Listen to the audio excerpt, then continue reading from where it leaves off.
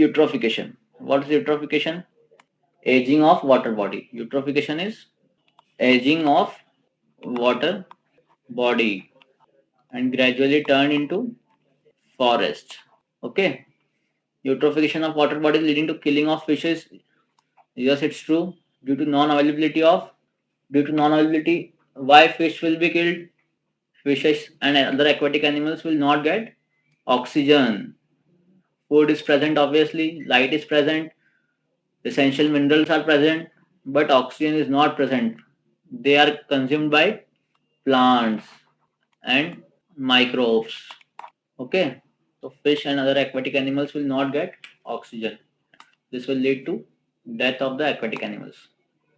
Eutrophication is the aging of water body, which can be accelerated by humans or which is natural. Could be natural, both.